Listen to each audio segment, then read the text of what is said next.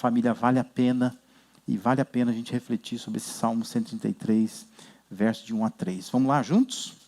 Ó, como é bom e agradável viverem unidos os irmãos. É como o óleo precioso sobre a cabeça, a qual desce pela barba, a barba de Arão, e desce para a gola de suas vestes. É como o orvalho do Hermon, que desce sobre os montes de Sião. Ali o Senhor ordena a sua bênção e a vida para sempre. Amém? Pode se assentar. Esse salmo, como eu disse, ele é muito conhecido, né? Ele já inspirou várias canções, inclusive, né? Tinha cantigas antigas que a gente cantava na igreja, né? Aqueles chamados corinhos, né? Os cânticos antigos, que era praticamente a letra desse salmo todinho aí.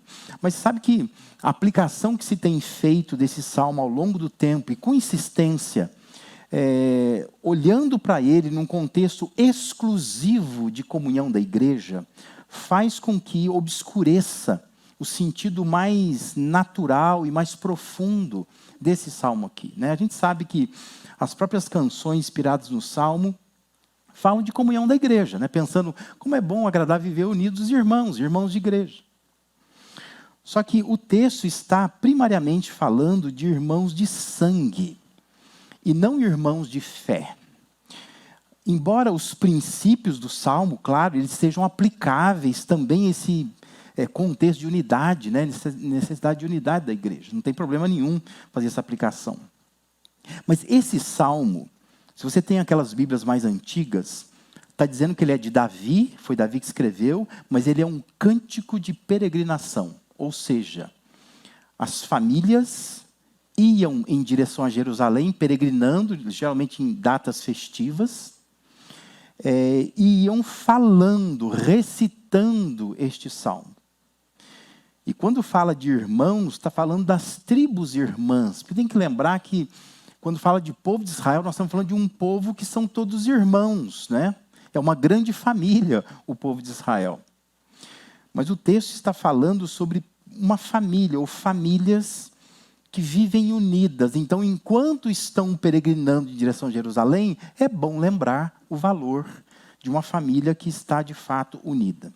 Sem dúvida, o anseio de muitos cristãos, e provavelmente de nós que aqui estamos, de quem está assistindo em casa, é ter uma família abençoada. Talvez, é provável que essa semana já, esse mês de maio, você já orou por isso. Deus, eu quero ter uma família abençoada. E quando a gente observa esse pequeno salmo pelo prisma da família, entendendo, né, o sentido mais natural dele, que é o sentido para a família, ele termina afirmando que Deus ordena a sua bênção na família e Ele ordena vida para sempre na família. Porém, é dito que o Senhor abençoa ou o Senhor pronuncia a sua bênção quando irmãos vivem em união. Ou quando a família convive em união. Então, a bênção, ela é o resultado divino de um esforço humano que está sendo exigido. Porque o que se exige é que viva em união. Nós precisamos viver em união. A família tem que viver em união. E quando vive em união, diz que Deus ordena a sua bênção ali. Ou seja, algo bom, traz uma sensação agradável quando uma família vive unida. Nós vamos ter a mesma percepção, não é? Não é chato quando você percebe uma família briguenta, uma família que briga o tempo todo, né? Não a sua, estou dizendo assim, você olha uma família, o vizinho, né, que fica lá o tempo todo gritando um com o outro, ou quando você está numa reunião de família, com familiares seus, de repente você descobre um casal ali, de primo, né, que começa a falar asperamente um com o outro, ou o jeito de tratar os filhos, o jeito que os filhos tratam os pais, a gente fica assim, nossa, que família desunida. Isso dá uma sensação de mal-estar. Mas quando você vê o contrário, uma família unida, conectada, isso dá uma sensação de bem-estar de fato, né? Então, a forma como uma família cultiva laços, como ela trava relacionamentos, como ela mantém vínculos e ligações, o jeito como os membros de uma família sustentam esse compromisso de permanecer juntos, é uma bênção de Deus. e atrai a bênção de Deus. Já é uma bênção quando você diz assim, nossa, a família está conseguindo viver unida. Mas o Salmo diz que Deus vai abençoar uma casa, Deus vai abençoar pessoas que se esforçam para andarem juntas e em harmonia. E Davi, ele busca explicar isso usando duas metáforas. Ele diz, é como o óleo precioso que é jogado na cabeça do Arão, que era um sacerdote, diz que desce pela barba, entra pela gola das vestes. E também diz que é como o orvalho do Hermon, que desce de lá também, e isso vai abençoando toda a terra ali. Essas duas imagens, elas têm alguns pontos em comum. As duas imagens descem de cima para baixo. As duas imagens vêm do alto.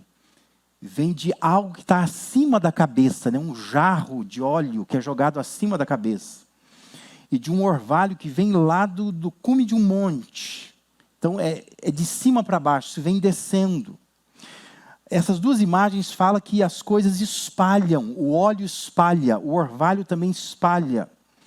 As duas imagens produzem refrigério, porque o óleo, pelo amor de Deus, né, não vai pensar no óleo da batata que você fritou e enfiou na cabeça de alguém. Não, isso é nojento.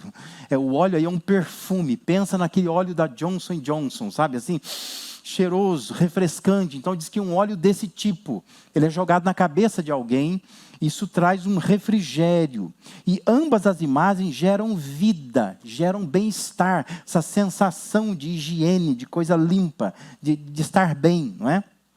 Antigamente, eu não sei se você é dessa época, mas eu sou dessa época, que a mãe da gente colocava roupa para quarar. Sabe o que é isso? Procura no Google, o que é botar roupa para quarar? Pergunta para o ChatGPT. Mas o que era botar roupa para quarar? Tinha um gramado no quintal de casa, a gente botava as roupas lá. E deixava o orvalho da noite. E sabe que aquele negócio lá, na manhã seguinte, você pegava a roupa, botava secar direitinho, tinha um cheirinho gostoso, dava uma sensação de bem-estar. Porque aquilo era uma espécie de amaciante, né, de roupa, que perfumava a roupa, que tirava mau cheiro da roupa e deixava uma sensação de refrescância. É disso que o texto está falando. O orvalho que vem do Hermon, ele traz essa sensação, assim como o óleo na cabeça do Arão. Então o óleo é uma espécie de essência perfumada. Ele era usado para a consagração sacerdotal, no caso do texto aqui, mas o óleo também era usado para dar para visita, quando a visita chegava em casa. É como quando a gente fala para a pessoa, vai comer uma pizza na sua casa, diz assim, ó, quer usar o banheiro, você quer lavar as mãos, né? Então você fazia o quê? Você dava um óleo, a pessoa passava o óleo na mão, passava o óleo no rosto, né? Isso tirava o suor, dava uma sensação de refrescância, um bem-estar, né? Chegou na casa da pessoa, é o jeito elegante de receber aquela pessoa. E ele era derramado sobre a cabeça do Arão, e diz o texto que ele escorre pela barba e pelas vestes também. Então, sim, o óleo trazia perfume, suavidade, frescor, trazia refrigério, trazia essa sensação de estar bem. Com essa figura, a pretensão era comunicar que a unidade torna o ambiente leve, saudável, espiritualmente agradável. É isso que o texto está dizendo.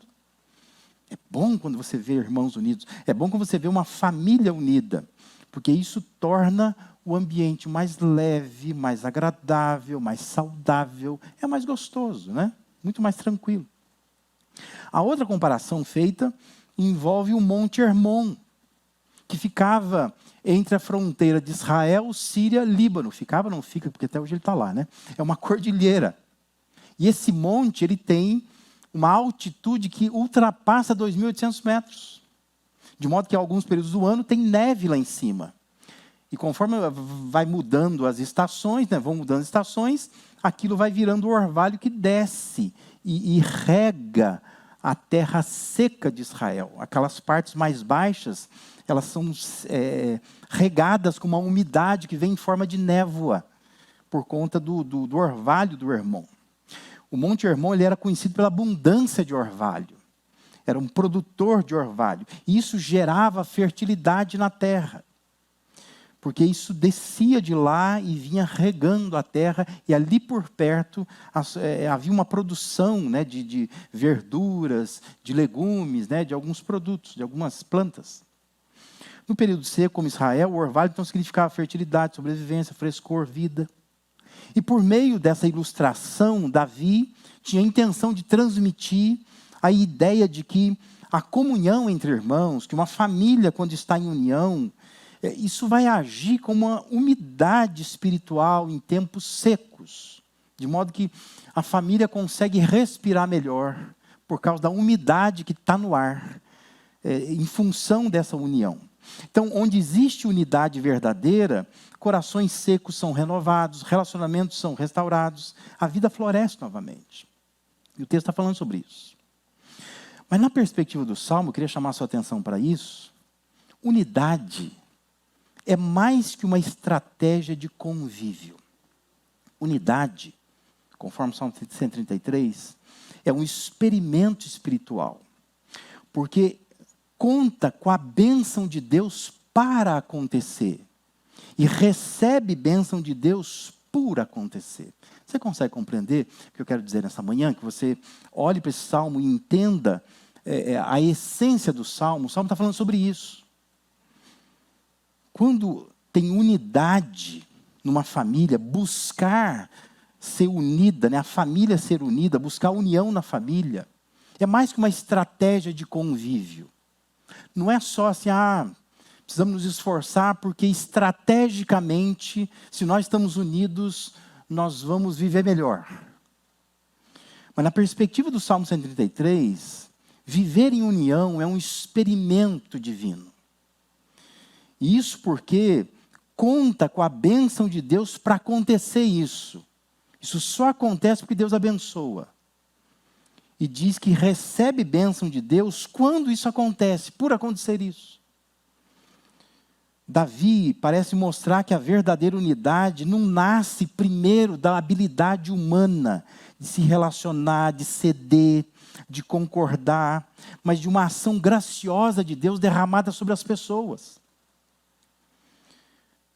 É o orvalho que vem do irmão. É o óleo que vem sobre a cabeça. Entendeu a comparação? O que Davi quer dizer, ao usar essas comparações, imagens, ilustrações, é que unidade não é uma coisa que vem do ser humano. Isso vem de Deus. E quando você vê uma família unida, você diz assim, Deus está presente aqui. Porque só Deus pode fazer isso. Mas por outro lado, unidade também precisa ser um esforço humano para manter essa unidade. Praticamente, o apóstolo Paulo, quando ele vai falar sobre igreja lá em Efésios, ele vai falar a mesma coisa.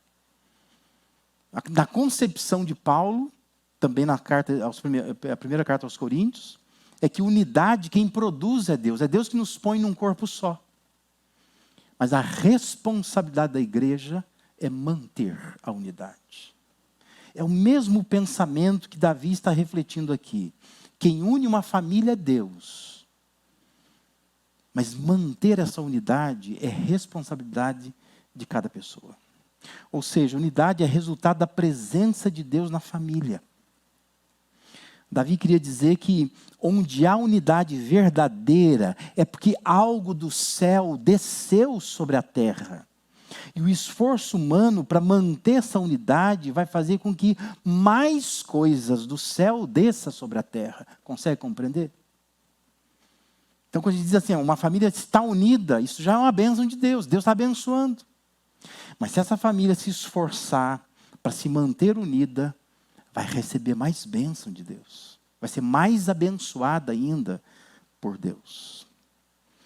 Nós precisamos entender isso. Por isso que o versículo 3 diz, o Senhor ordena a sua bênção, a sua vida para sempre. Quando há um esforço humano, para que essa unidade que é produzida pelo divino possa se manter no seio da família. Então, a unidade ela é uma bênção que desce do céu, como óleo, como orvalho. Mas existe uma responsabilidade humana de proteger essa unidade, de manter essa unidade. Pergunta é, qual é a parte humana nesse experimento espiritual, nessa dádiva divina? Do que a gente precisa cuidar para promover essa união na família? Já que Deus ele é capaz de nos colocar juntos, de dar a nós a bênção da unidade, mas ela precisa ser mantida. O que é preciso? Qual é a nossa parte nisso? Primeira coisa, nós precisamos cuidar da comunicação, ou seja, se você quer se esforçar para que a sua família viva unida, se você quer essa sensação do óleo na cabeça, do orvalho que desce do irmão, você precisa cuidar das suas palavras. Palavras têm o potencial de provocar diversas reações. O provérbio 15:1, peguei aqui da versão da NVT, diz assim: a resposta gentil desvia o furor, mas a palavra ríspida desperta a ira. Não duvide disso. E é importante você aplicar isso no contexto da casa. Resposta gentil desvia furor. Palavra ríspida vai despertar sempre a ira. E o provérbio 25:15 diz assim: a paciência pode convencer o príncipe, e palavras suaves podem quebrar ossos. Compreenda o que o texto está dizendo. O texto está dizendo que quando você é manso, quando você é uma pessoa que tem paciência, que consegue confiar que as coisas vão acontecer num tempo determinado, e você usa palavras suaves para isso, e não fica tentando impor algumas coisas com uma palavra dura, diz que isso pode convencer um príncipe. E por que fala isso, né? Convencer um príncipe? Porque um príncipe é difícil de ser convencido. Toda vez que você está lidando com alguém que é autoridade sobre você, é difícil, não é? É muito mais fácil, por exemplo, o pai convencer o filho a fazer alguma coisa. Agora, o filho convencer o pai é mais difícil, não é? Porque todos que estão sobre nós, é mais difícil a gente convencer. É mais fácil um patrão convencer um funcionário que ele tem que trabalhar um pouco mais. Agora, é difícil o funcionário convencer o patrão que ele tem que receber um pouco mais, né? Pode tentar, mas é difícil. Então, o texto fala sobre isso. Mas ele está dizendo que quando tem paciência, você pode convencer o príncipe. Agora, presta atenção no que eu vou dizer. Pega isso. Ontem eu estava conversando, atendendo um marido online de outra cidade, de outra igreja, e dizendo para ele isso. Falei assim: olha, coloca no lugar do príncipe a tua mulher. Porque se a paciência pode convencer o príncipe, ela pode convencer a tua mulher. Coloca no lugar do príncipe o seu filho, a sua filha. Com paciência você consegue convencer o seu filho, a sua filha. E com palavras suaves você pode quebrar os ossos dessa mulher, desse marido, desse filho. A questão é, você acredita nisso de verdade? Ou você acha que a palavra de Deus são só coisas inspirativas, que você olha para elas e diz assim: ah, que bonito isso, mas para mim não funciona. Eu estou cansado de escutar coisas assim, né? Como eu sempre digo, eu aconselho famílias toda semana. Ontem eu aconselhei 2. E quando você senta, você diz assim: olha, a palavra de Deus está aqui, está dizendo isso. A pessoa diz para mim assim: já tentei, mas isso não funciona para mim. Ou seja, você está me dizendo que você não acredita no que a palavra de Deus diz. Você não acredita. Porque a palavra de Deus está dizendo que a paciência pode convencer um príncipe, pode convencer um marido, uma esposa, um filho, uma sogra, uma nora, um genro, qualquer coisa. E se você usar palavras suaves, você pode quebrar osso. Mas você não acredita nisso. E porque você não acredita, você continua usando palavras duras. E esse é o motivo. Porque as coisas não funcionam na sua família, não funcionam na sua casa. Porque você ainda não entendeu que a resposta gentil é que desvia o furor. E a palavra ríspida sempre vai despertar a ira. Mas me tira do sério. Eu sei, Deus sabe, o capeta sabe, a cidade inteira sabe. Mas você precisa saber disso. Você precisa entender. Eu preciso aprender a ter respostas mais gentis. Eu preciso aprender a ter paciência. Eu preciso aprender a ter palavras suaves. Porque se você não trabalhar a sua comunicação, não tem união na sua família que aguente. Avalie-se um pouco. Suas palavras refletem uma comunicação que vem do alto, como um orvalho, como um óleo sobre a cabeça. O que você fala, como você fala, quando você fala, isso traz frescor para a família. Isso proporciona leveza no ambiente da casa ou sempre pesa. Repare, se quando você fala, logo em seguida tem um silêncio, é porque pesou. Geralmente é assim, né? Quando você fala, e logo em seguida a pessoa já responde, já dialoga, já há uma troca. Mas quando tem uma engolida, ou uma respirada, é porque o que você falou foi duro demais. E a pessoa diz, melhor não, né? Porque se eu responder, nós vamos partir para o embate. Às vezes nós somos duros demais no jeito que a gente fala, no que a gente fala, quando a gente fala. Não era a hora para isso, mas a gente vai lá e, bem naquela hora, foi falar aquilo. E não era momento para isso. Efésios 4:29, Paulo encoraja a falar apenas o que for útil para edificar os outros, conforme a necessidade, para que conceda graça aos que ouvem. Sua comunicação pode promover ou destruir a união da família. Casas fortes são construídas com palavras cheias da graça de Deus. Por isso que Paulo estimula: fale só o que for necessário, fale o que vai edificar as pessoas, fale aquilo que vai transmitir graça para quem está ouvindo. Porque comunicação é uma coisa importante, a maneira como nós falamos uns com os outros. Comunicação ela pode ser ponte, pode ser muro, pode ser remédio, pode ser veneno, pode ser óleo que suaviza, pode ser fogo que destrói, depende de como a gente usa. Por isso que é importante você nessa manhã pensar: Deus, me ajude, por favor. Eu sei que o Senhor já uniu a minha família, mas manter a minha família unida depende da minha palavra, da minha comunicação. E eu preciso aprender a usar a palavra de uma forma mais construtiva, mais suave, mais abençoadora, que transmita mais graça. Porque senão o que vai acontecer? Você continua estragando o que Deus fez. Porque Deus uniu a família, Deus fez uma coisa boa. E Deus está querendo trazer mais coisas do céu para a terra. Só que a sua comunicação está atrapalhando, está desunindo a família, ao invés de unir a família. Do que cuidar para promover a união da família? Em segundo lugar, nós precisamos cuidar da conduta. Ou seja, nós precisamos cuidar das nossas posturas, dos nossos comportamentos, das nossas atitudes, do que fazemos na família. Há pessoas que dizem amar a família, mas suas atitudes comunicam egoísmo, indiferença, orgulho. E isso é muito pernicioso no ambiente familiar. Porque a família é o lugar para onde você vai, é o lugar de onde você sai, que você volta. É ali que você convive, é ali que você dorme, é ali que você come, é ali que você está em volta da mesa. É ali que você trava diálogos, é ali que você pode abrir o coração, ou poderia abrir o coração. Mas quando nesse ambiente o que impera é egoísmo, indiferença, é mulher que não está nem aí para o que o marido sente, para aquilo que ele pensa, aquilo que ele está dizendo. É marido que não está nem aí para o que a mulher está sentindo. São filhos que pouco ligam para os pais, que se tornaram hóspedes na casa apenas, que simplesmente vão para casa para dormir, para comer, para pegar roupa limpa, para tomar banho.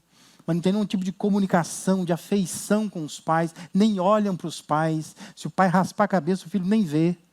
Porque ele fica no celular o tempo todo, ele não repara em quem está em casa, ele não está nem aí para as pessoas de casa.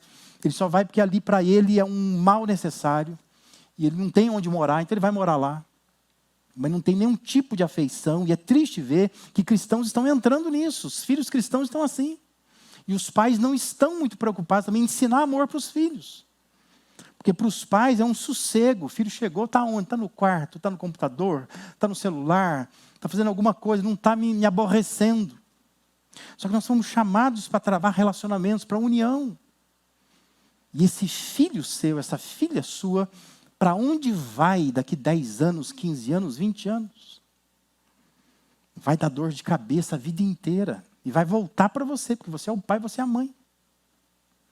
E nós precisaríamos promover umas condutas melhores, umas posturas melhores no ambiente da casa. A unidade ela não sobrevive sem humildade, sem serviço, sem paciência, sem renúncia, sem perdão. Nós precisamos dessas coisas. E é no ambiente da casa que se desenvolve essas coisas. Eu conheço um monte de gente que não para em serviço nenhum e nunca vai parar. Porque falta humildade, falta serviço, falta paciência, falta renúncia, falta perdão. E aonde deveria ter sido desenvolvido isso? Em casa, e não foi. E agora dá problema, é profissional problemático. Tem diploma, tem formação, tem mestrado, tem um monte de coisa, mas não para em serviço. Conheço gente cristão que tristemente passou em concurso público. Teve cancelado seu concurso público. De tão incoerente que a pessoa era, de tão difícil que a pessoa era, de tanta falta de humildade, tanta corrupção em relacionamentos, acabou perdendo um privilégio, né? Anos de estudo jogado fora. Se você quer sentir o frescor de Deus vindo de cima para baixo, você precisa cuidar do seu comportamento dentro de casa, na sua família. Efésios 5,15 diz assim: tenham cuidado com a maneira como vocês vivem, que não seja como insensato, mas como sábio. Tem muito marido, muita esposa, muito pai, muita mãe, muito filho também, que está vivendo como insensato, tolo, não é sábio. E Paulo está dizendo que a gente tem que ter cuidado com a maneira como a gente vive. Viva com cuidado, especialmente no ambiente da casa. Pise em ovos. Porque tudo que você está fazendo está sendo copiado, visto. Quem tem filho pequeno sabe disso, né? Seu filho te copia. Ele vai atrás de você, ele te observa. Só que a gente acha que assim, agora ele já é adolescente. Já é um jovem, você acha que ele não te copia mais, mas ele continua te copiando. E você está desleixado e o filho está indo atrás, né? E a gente acha que o filho está na mão da gente. Não está. Você vai perder esse filho, vai chorar por causa desse filho. Porque não está vendo prudentemente como anda. Unidade exige maturidade. Gente matura provoca desunião. E o que se tem visto muitas vezes no ambiente das casas de crentes é um ambiente extremamente imaturo, é gente irresponsável, pessoa que fica fazendo manha, fazendo birra, e está provocando uma cisão na família. E vai sofrer, e faz a família sofrer. O problema de muitos relacionamentos não é falta de amor, é excesso de ego. São pessoas que têm um ego exacerbado, que querem atenção o tempo todo, que exige o tempo todo algum tipo de mudança, mas ela mesma não quer mudar. O movimento que ela faz é minúsculo, mas todo o universo tem que mudar por causa dela. Não é falta de amor, isso é excesso de ego. A gente tem um ego muito grande. O pecado nos fez dar a nós mesmos uma importância que de fato nós não temos. Entenda isso. Toda vez que você está lutando com algumas coisas na família, pense, pergunte-se a si mesmo: será que eu estou dando a mim um valor que de fato eu não tenho? Porque a gente se supervaloriza, superestima. Isso precisa ser trabalhado em nós, se a gente quer manter bons relacionamentos. Que parece que o mundo está errado. A família está errada, a igreja está errada, está tudo errado. Mas eu estou certo. Por quê? Por quê? Isso não é um superego? Não é o extremo, não é o excesso, não é uma valorização muito exacerbada. E Deus não deu esse valor todo para nós. E por que a gente se acha desse jeito? A família se mantém unida quando nós decidimos servir sem esperar retorno. A família deveria ser um ambiente assim. Nós servimos sem esperar retorno. Não preciso lavar a louça para minha esposa e dizer assim: lavei a louça, tá? Aí amanhã eu digo assim: você vai lavar a louça? Porque ontem eu já lavei. A gente deveria servir sem esperar retorno. A gente deveria pedir perdão rapidamente na família. Não ficar deixando as coisas se proliferarem na família. A gente deveria não alimentar competição dentro da família. É muita competição. As pessoas estão competindo dentro de casa. A gente deveria evitar posturas defensivas. A gente deveria cultivar atitudes de honra, considerar o outro superior a nós mesmos. O que sustenta uma família unida não é perfeição. E essa não é a meta da igreja. Nós não estamos aqui ensinando para que a família alcance perfeição. O que sustenta uma família é a disposição para servir. É isso que sustenta uma família. Uma família serva. Como orientou Paulo aos Filipenses, não façam nada por interesse pessoal ou vaidade, mas por humildade, cada um considerando os outros superiores a si mesmo. Não tendo em vista somente os seus próprios interesses, mas também os dos outros. Pratique isso em casa. Considere o outro superior a você mesmo. Você é capaz de se inclinar diante da outra pessoa, se curvar diante dela. O que sustenta uma família unida não é perfeição, é disposição de servir. Sirva. Olhe para a pessoa com aquela admiração que você já olhou um dia. Sabe, o seu filho, quando você pegou lá no hospital, primeira vez, você olhou aquela cara de nada. Né? Porque criança, quando nasce, tem uma cara de nada, assim, né? Parece coisa nenhuma. Aí tem a avó que chega, parece que o pai, parece que a mãe, parece com ninguém, parece com nada. Aquela coisa enrugada. Mas você se apaixonou por aquela criança. Só que agora é um adolescentão, cheio de espinha na cara. Aquele corpo desproporcional, né? A mão parece maior do que tudo. Magrelo. Roupa nenhuma serve direito, né? Mas você tem que pensar que esse meninão é aquela coisa que tinha cara de nada. Que você se apaixonou. Olhe para sua esposa, não como ela está hoje, mas como ela estava naquele dia que você viu. E que você botou o olhar e falou assim, mas isso aí merece meu investimento. Não é? Porque teve um dia que você botou o olho na sua mulher e falou assim, isso aí, eu atravesso o rio nadando. Mas eu faço tudo por ela. Só que o tempo passou. Hoje você olha e diz assim, acho que eu fiz um investimento errado, né? Mas você deve olhar para a pessoa e pensar assim, mas um dia, por que eu quis tanto um dia? Por que eu quis tanto esse marido? Porque minha mãe falava que era feio. Mas eu achava tão bonito, tão atraente. E o que mudou? Você precisa permanecer com a mesma disposição de servir essa pessoa.